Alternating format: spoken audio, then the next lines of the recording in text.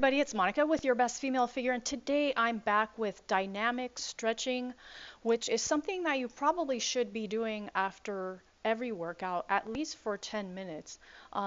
So today we're going to actually do it on a foam roller, and when I do stuff with the foam roller and the bands and the block, those are my recovery days, so maybe I'll walk for a little while and then I'll come home and I'll try and do recovery. And I do teach a class where we use all the props to release tight muscles, and a lot of people that come to my classes, they work out a lot and they're really sore all the time, and so they come to the class and they relax, but then they don't do this stuff on their own, so they come back to the class and they never get full release.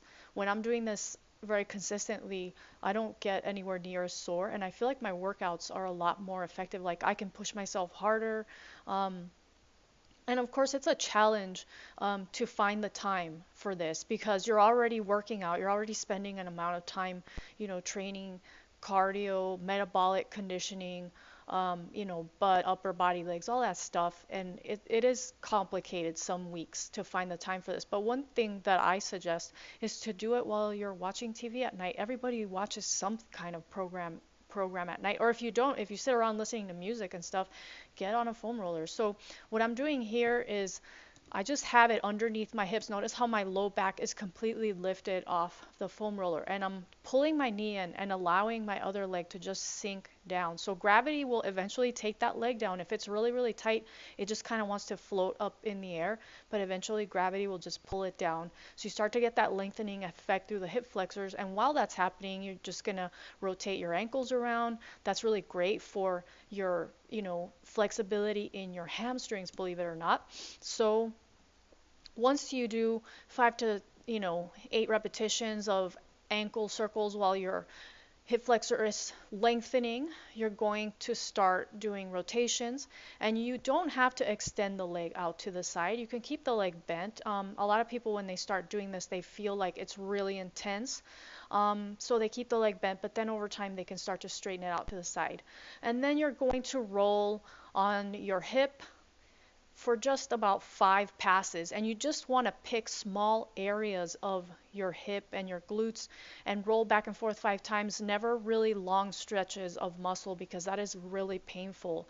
I actually learned this tip from a myofascial release professional. So once you do both sides, roll on your shins for a little bit. That is a part of our body that doesn't ever get any love.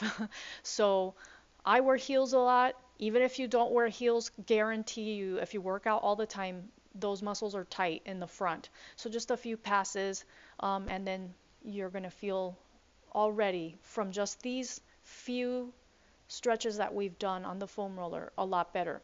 But then you're going to go over to the block. A lot of times I start my dynamic stretch class with this exercise, but I found lately that maybe putting it in towards the middle is a little bit better because most of us have super tight calves from doing lunges and jump squats and jump rope and all the stuff that we do, to try to get super fit and stay fit and look good.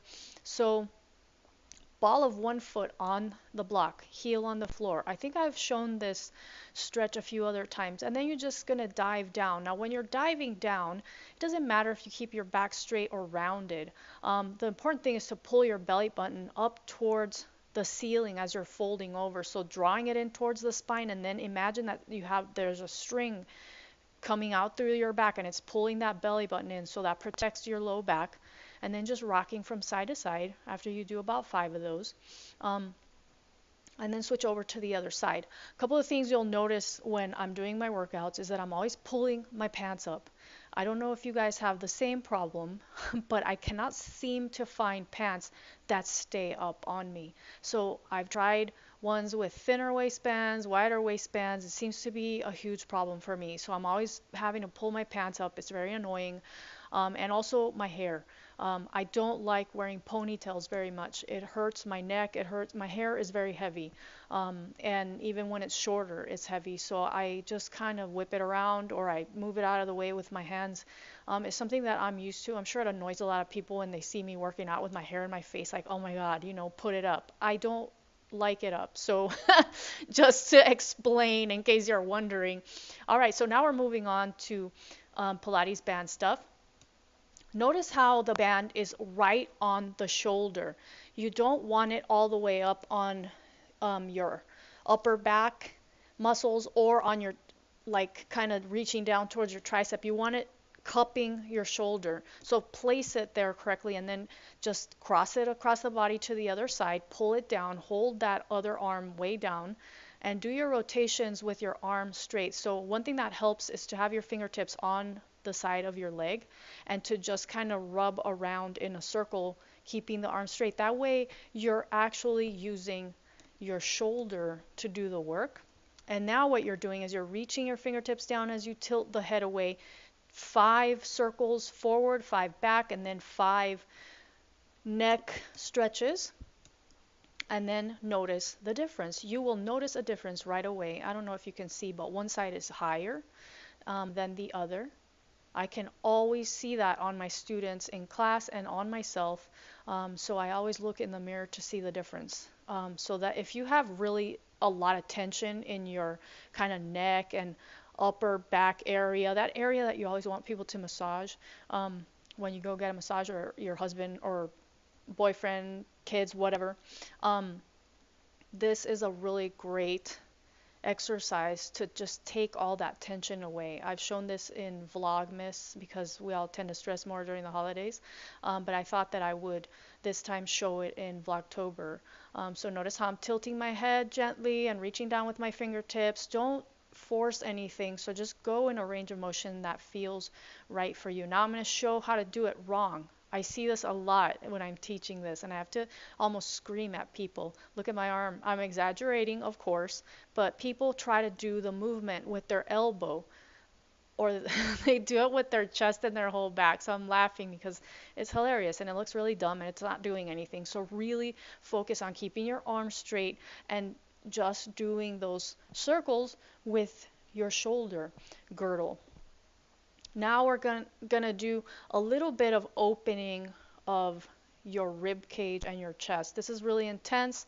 You have to find the right spot on the foam roller. Actually was up a little bit too high. So start with your legs bent, feet flat on the ground, and then lay back on it. You want it right underneath your bra strap, mid back, right at the tips of your shoulder blades. And then you're gonna lengthen one leg forward as you kind of dive back. And notice how I have my fingers in peace signs and I'm just supporting the head. I'm not pulling the head forward. I'm not resting my head on my fingertips too hard. And you're just alternating legs. And what you want to feel is deep breath as you go back. So expanding that rib cage and then breathing out as you come back up.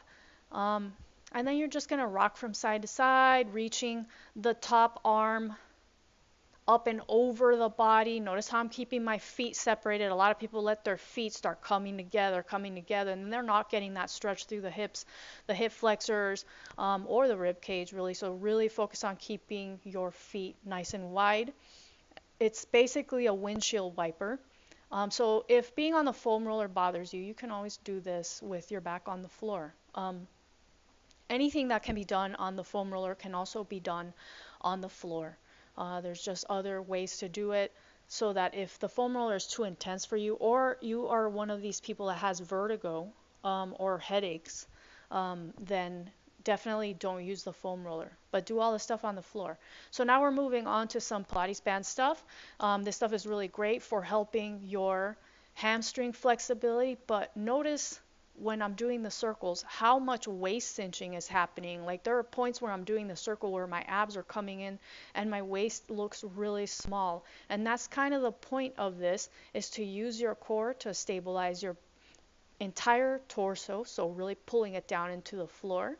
Notice how that core sitting effect is happening as the leg is turning. So what you don't want is a lot of rocking back and forth. Now this is where my camera cut off.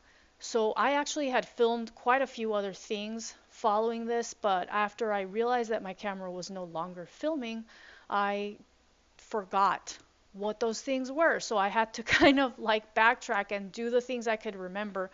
I think this video would have been a lot longer though, so maybe that worked out better because I think it's easier to remember fewer exercises than lots of exercises. So Once you finished with your rotations, you're doing about 5 to 6 pretty much of everything in this video. You're moving on to wipers. So these are straight leg wipers. You can also do them bent leg, feet flat on the ground with no band. So it just depends on your flexibility, but make sure that you keep your elbows close to your body when you're doing all this kind of work, or even attached to the floor.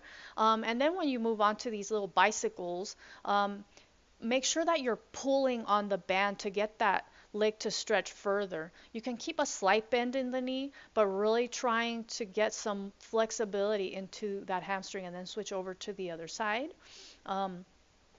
Again, bottom leg is straight. You're keeping your abdominals nice and tight to anchor that entire torso down. 5 or 6 circles is all you need in each direction. Notice how my lower body is kind of wiggling around, but my upper body is pretty stable. So that's what you want. A lot of times when people are not using their core in class, I see them just rocking all over the place from head to toe, and I have to kind of say it over and over. Draw your belly button down into the floor. Same thing with wipers. It's okay for your back to lift a little bit, but you don't want to feel like your head and shoulders are also just completely coming off the floor. Unless you're getting really good flexibility, like I am right there, but you're not trying to force your leg to go all the way to the floor if that's not in your range of motion. So just work in your range. Eventually you will get more flexibility from all these exercises. Now we're moving on to cobras. Notice how I start with my head first. So head and chest lift off the ground, shoulder blades are squeezing together, legs are staying down, and I'm not straightening the arms all the way. There's still a slight bend in the arms. From there, we're going into side angle pose. I love this for opening the inner thighs and continuing to open the chest. You don't have to do that bind behind the back if you don't want to, or if your shoulder can't handle it. Make sure that you do get really low into this lunge position where you can almost touch the floor. And now from here, you're just coming back up to standing. And we're going to use the foam roller to do our hip flexors and our quads. Front of the thighs. This is really important to get the position of this right. So knees should be over the heel, foam roller right behind your heel. And then what you do is you twist over that front leg so that arm wraps around the back as far back as you can. You don't again, don't force it back, just go where you can go. Some people can only go out to the side, other people can only go to the corner, and some people can turn all the way back. Once you do 5, reach for that heel, stay down there for a bit, and then switch over to the other side. What you don't want to do is have your front knee way behind the ankle or way in front of the toes. And I've seen both of those things, and that puts a lot of pressure on your knees and also on your back. Now, if you don't like the hamstring portion of this where you're rolling back onto that knee, you can put a cushion under there or a double mat if that bothers you. But if you don't like that, it's too intense, then just skip that part and just do that rotation and then stretch your thigh for a few seconds. And then from there, you're going to come up to standing. You're going to go nice and wide on the foam roller. You're going to start to come down into the frog stretch.